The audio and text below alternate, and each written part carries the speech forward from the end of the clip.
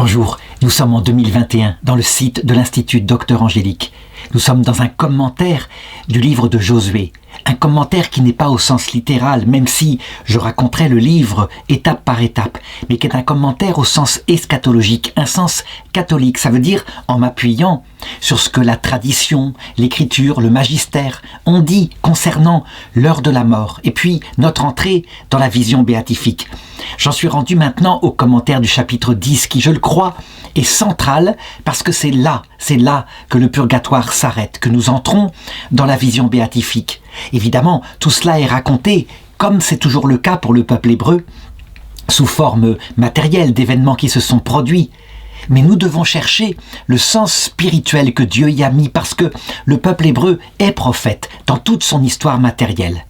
Alors, d'abord, première étape, je voudrais raconter ce chapitre, chaque événement qu'il contient, puis ensuite en faire le commentaire eschatologique. Donc, il est raconté ceci.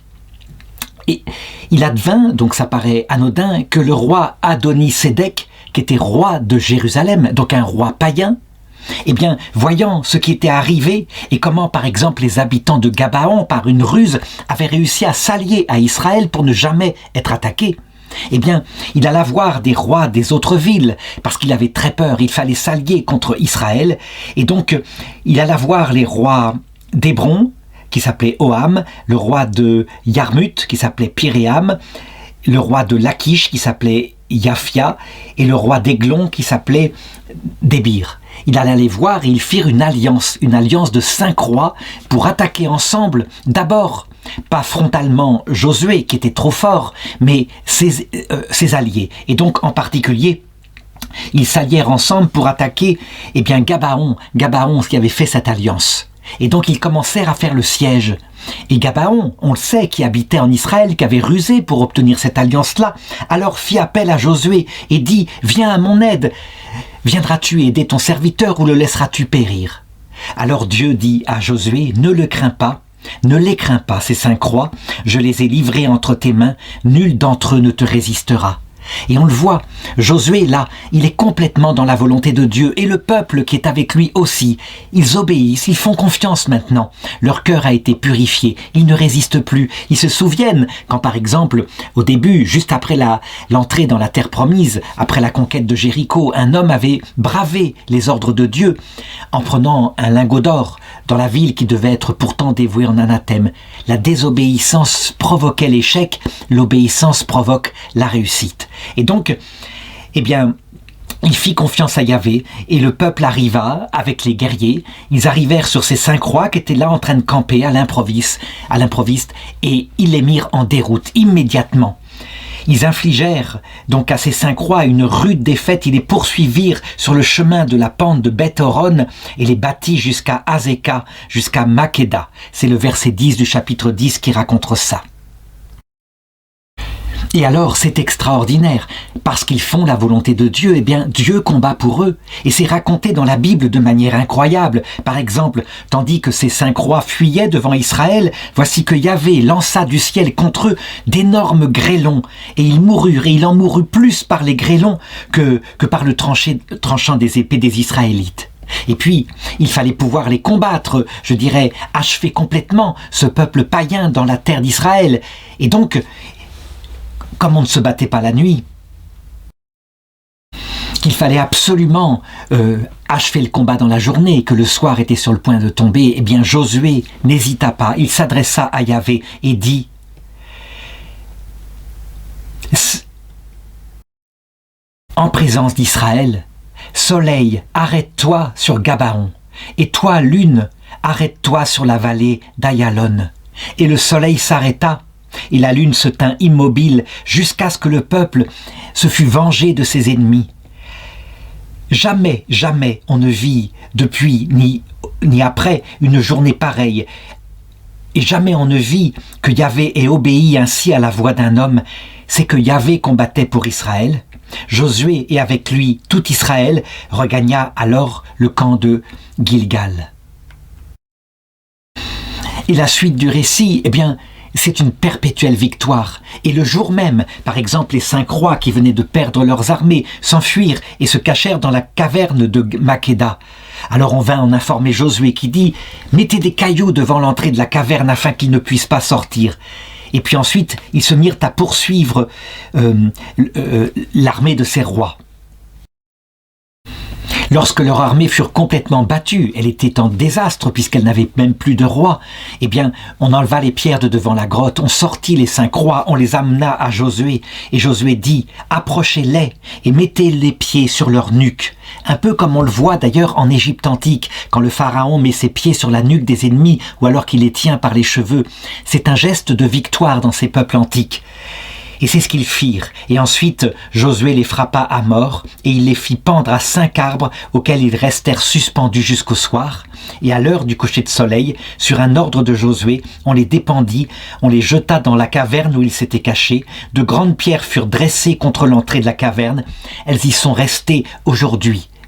Ça veut dire que jamais plus ces ennemis ne viendront. Le peuple sera protégé. La suite du chapitre, eh bien, c'est une victoire totale. Ça veut dire que le même jour, Josué se rendit maître de Makeda.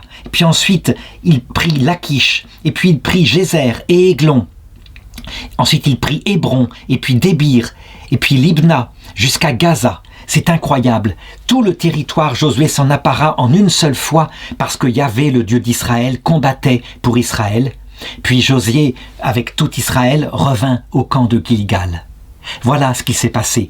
Donc, je sais, certains seront choqués en disant « mais c'est un récit barbare, hein, ce sont les guerres de l'âge du bronze ». Effectivement, et c'est d'ailleurs pourquoi je crois que ce texte est tout à fait historique. Alors certains diront tout de même, le miracle du soleil, là, c'est une intervention indémontrable, certainement, mais je crois que ça a eu lieu, il n'y a pas de raison. Je suis croyant, évidemment, hein, je sais que ceux qui lisent la Bible uniquement comme un livre... comment dirais-je, archéologique, avec une exégèse athée, diront que c'était juste une impression. Ils ont eu l'impression que la journée durait plus longtemps. Alors, après m'être arrêté là, je passe maintenant au sens essentiel, celui qui nous intéresse, donc le sens eschatologique. Et alors, je crois qu'on a un sommet, le sommet de la révélation, mais pour ça, je voudrais revenir un tout petit peu en arrière.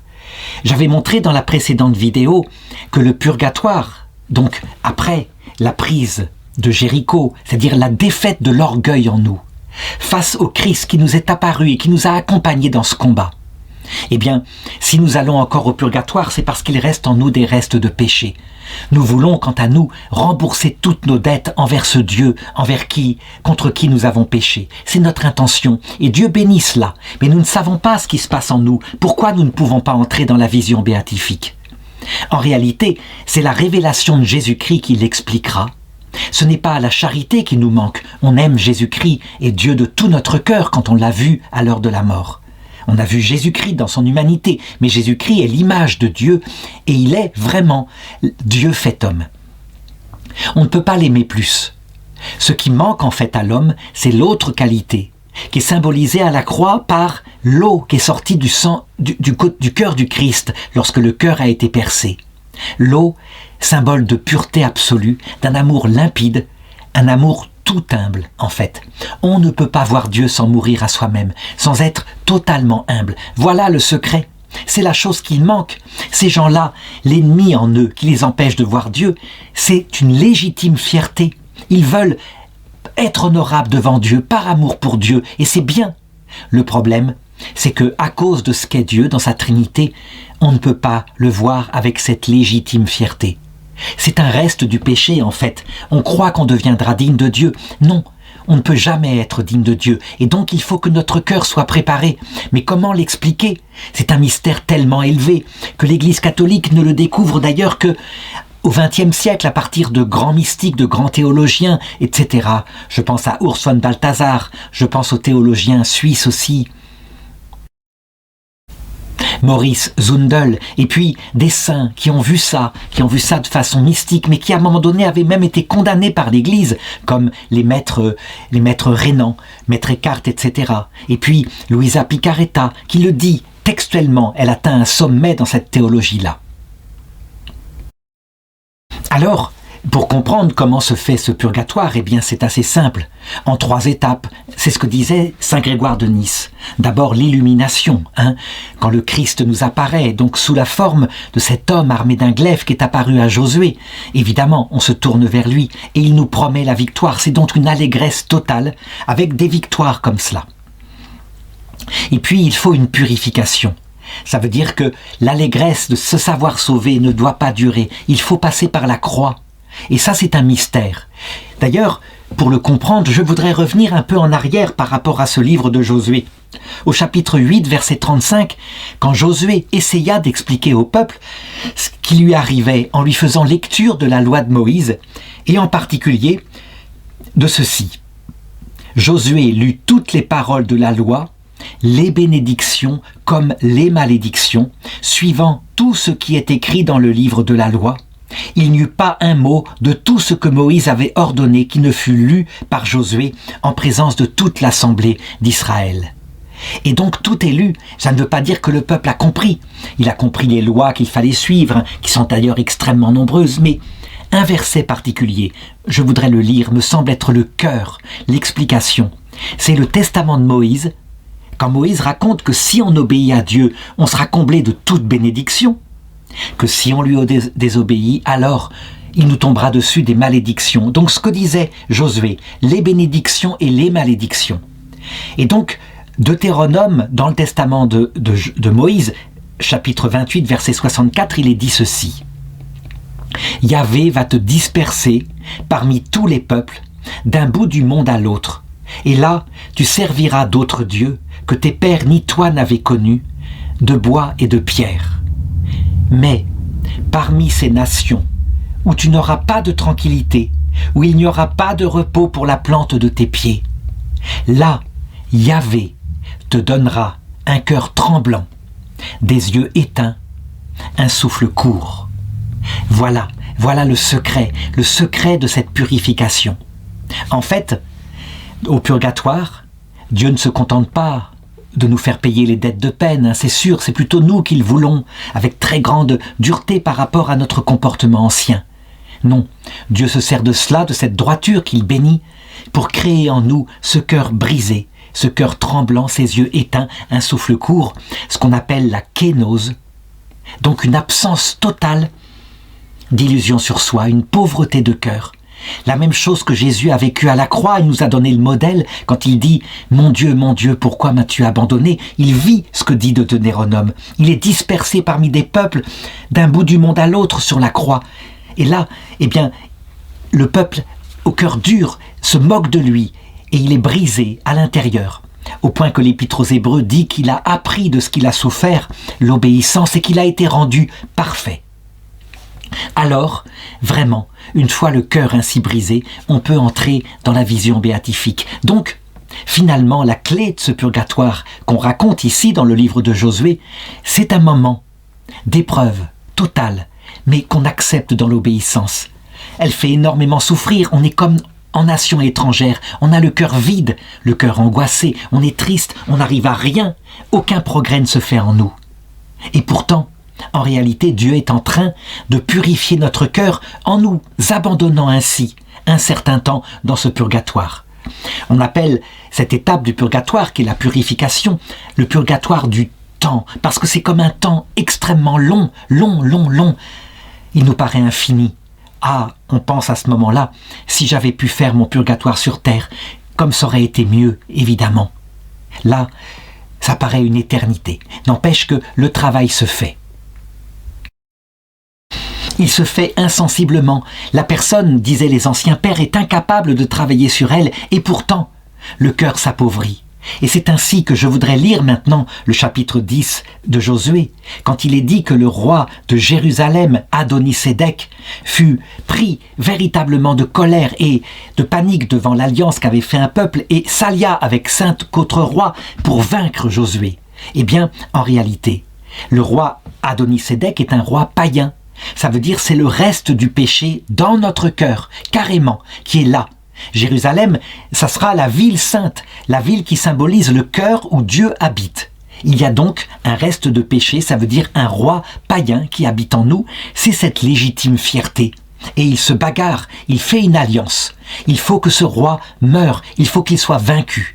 Nous ne pouvons pas, ils sont 5 rois. Et pourtant Dieu le dit à Josué, « Vas-y, pars, je suis avec toi.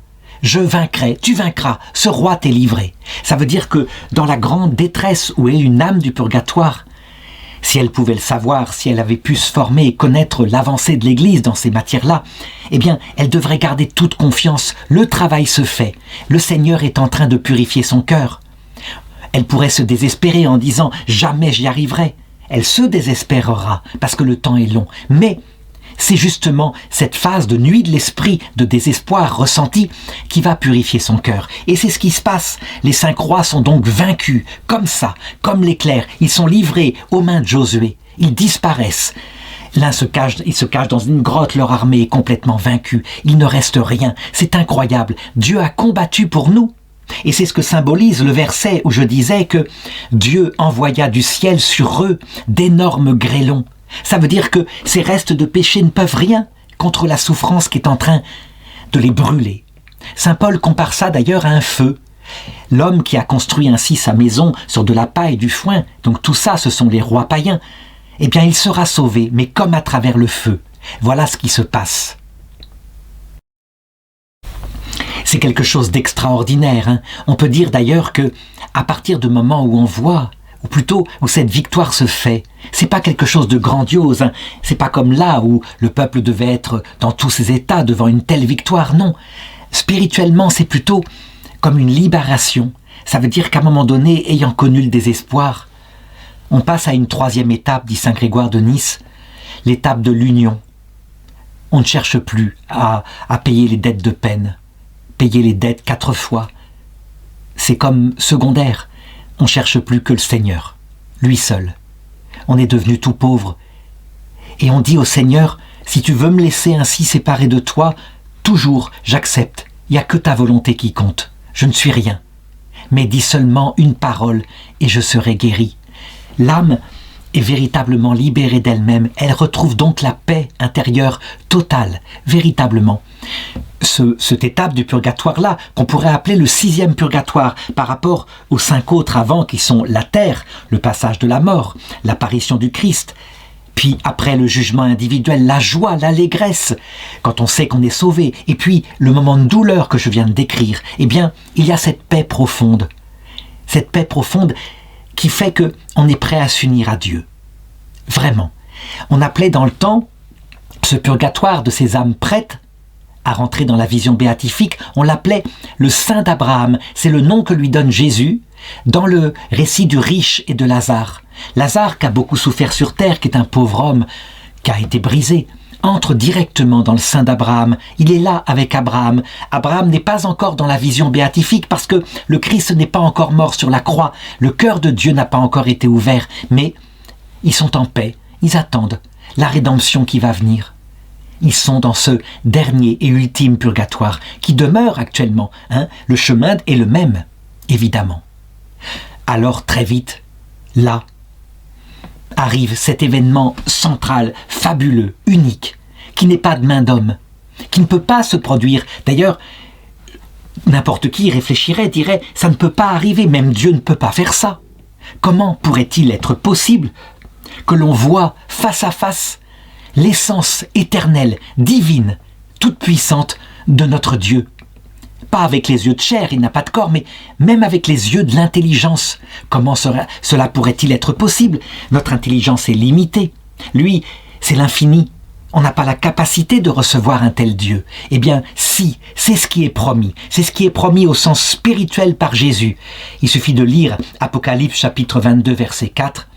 Ils verront son visage, le visage de Dieu, hein, et son nom sera écrit sur leur front. De nuit, il n'y en aura plus. Ils se passeront de lampes, parce que le Seigneur répandra sur eux sa lumière, et ils régneront pour les siècles des siècles. Eh bien, au sens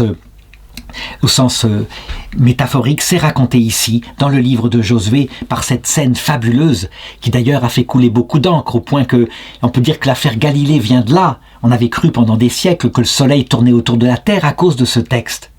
C'est alors que Josué s'adressa à Yahvé et dit En ce jour, Yahvé livre les Amorites et aux Israélites. Alors, il pria en présence d'Israël, « Soleil, arrête-toi sur Gabaon, et toi, lune, sur la vallée d'Ayalon. » Et le soleil s'arrêta, et la lune se tint immobile jusqu'à ce que le peuple se fût vengé de ses ennemis. Il n'y eut jamais de jour plus long que ce jour-là. Et le soleil se tint immobile au milieu du ciel, et près d'un jour entier retarda son coucher. C'est l'image de la vision béatifique. Ce jour éternel, qui ne s'arrêtera jamais, où Dieu éclairera notre âme pour jamais la quitter. Voilà ce qui se passe ici. Ce n'est pas normal. Le soleil, lui, on ne peut pas le regarder en face. Eh bien si, là, ce jour-là, il reste immobile dans le ciel et il éclaire le ciel de notre âme. Dieu peut faire ce miracle-là parce que justement, d'abord nous l'aimons. Ça, c'était fait dès le début, dès la chute de Jéricho, quand nous avons vu le Christ nous apparaître sous forme de ce guerrier avec une épée nue à la main. Mais maintenant, nous sommes tout humbles, nous sommes morts à nous-mêmes, nous sommes dans l'obéissance totale à la volonté de Dieu. Il n'y a plus que ça qui compte. Et donc la place est faite dans notre âme pour que Dieu vienne y habiter réellement, mais sans aucun intermédiaire créé. Nous ne verrons pas Dieu à travers l'humanité de Jésus. Pas du tout, c'est plutôt l'inverse à ce moment-là. Ce sera l'humanité de Jésus que nous comprendrons en voyant sa divinité à Jésus. Le fait que, pour illustrer cette vision béatifique, eh bien, ce soit signifié par un miracle impossible. N'importe quel scientifique le dira. Le soleil pourra s'arrêter, mais c'est impossible. Ça voudrait dire que la Terre s'arrête elle-même, en fait, physiquement. Et donc, il y aura un effet de gravitation monstrueux, quelque chose d'inimaginable. Ça a eu lieu pourtant. C'est raconté. Donc, le symbole est extrêmement fort. C'est le plus grand miracle de l'Écriture sainte. Je crois, oui, vraiment. Il y a la résurrection des morts par Jésus qui est peut-être analogue. Évidemment, la résurrection du Christ est au-delà de ça pour toute sa signification spirituelle. Ce miracle-là n'est que physique, bien sûr, et il signifie tout cela. On peut le dire, quand notre cœur est devenu pauvre, nous avons certainement encore des dettes de peine à payer pour nos péchés. Ceux qui ont trahi, ceux qui ont avorté, etc. se disent « mais il ne peut pas venir maintenant, j'ai tellement fait le mal, j'ai tellement à payer. » Eh bien non, parce que nous sommes dans l'obéissance, il nous est fait indulgence. La fameuse indulgence, les indulgences que les protestants ont tellement critiquées parce qu'à un moment donné, l'Église est tombée dans la simonie pour construire les bâtiments du Vatican. L'indulgence reste une théologie parfaitement valable, à savoir que, en fait, la dette de peine dont Jésus dit « il paiera jusqu'au dernier sou », il peut nous en relever. Il l'a montré. Ce texte-là, il le fait mentir sans arrêt. On le voit bien dans la parabole, par exemple, de ce roi qui avait un serviteur qui lui devait une grande somme. Et le serviteur le supplia parce qu'il ne pouvait pas payer. Et le roi le lui remit. C'est l'image du Christ, il est comme ça. Mais évidemment, quand nous nous comportons comme ce serviteur et que nous sommes intransigeants durant notre vie terrestre avec ceux qui ont des dettes envers nous, arrivés au purgatoire, nous sommes tellement bouleversés par la dureté du cœur que nous avions, nous appliquons la même peine. D'où, évidemment, l'inefficacité des indulgences tant qu'une personne n'est pas devenue tout humble et tout amour, après sa purification. Par contre, après la purification, dans l'obéissance totale, toutes les indulgences, quand nous prenons sur nous certaines peines de personnes que nous avons aimées, qui sont au purgatoire, elles las acceptent, l'indulgence. Elles l'acceptent maintenant. Elles ne cherchent plus à payer comme avant. Être dignes du Seigneur, elles ne le seront jamais. Elles sont devenues des pauvres. Et donc ça marche, l'indulgence plénière est appliquée. Elles entrent dans la vision béatifique. Donc voilà la spiritualité profonde des indulgences plénières. Ceci est signifié par ce qui se passe ensuite, à partir du verset 16. D'abord, la mort de ces 5 rois, dont le roi païen de Jérusalem. Ça veut dire que le Seigneur n'a pas attendu qu'il soit mort pour nous faire entrer dans la vision béatifique. Non, tout n'a pas besoin d'être payé. Nous, on entre d'abord, et puis le reste se fait tout seul. Le reste de la conquête de la terre se fait tout seul, juste après. Ça veut dire la victoire totale, toutes les villes de ces 5 rois, conquises une par une, sans coup férir, le jour même. C'est ainsi. Les dettes de peine sont pardonnées, balayées, elles ne comptent plus du tout quand on entre ainsi dans la vision de Dieu. Évidemment, je raconterai dans les autres chapitres, dans la suite, comment s'est établi le royaume d'Israël avec pour chaque tribu un territoire.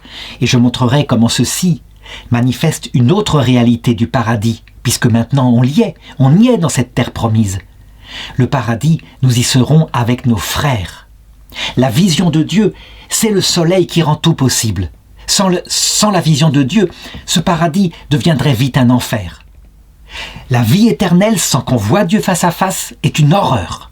Tout le monde le comprend, on s'ennuierait. On aurait beau être avec nos frères, ça serait au bout de combien de centaines de milliers d'années un ennui mortel.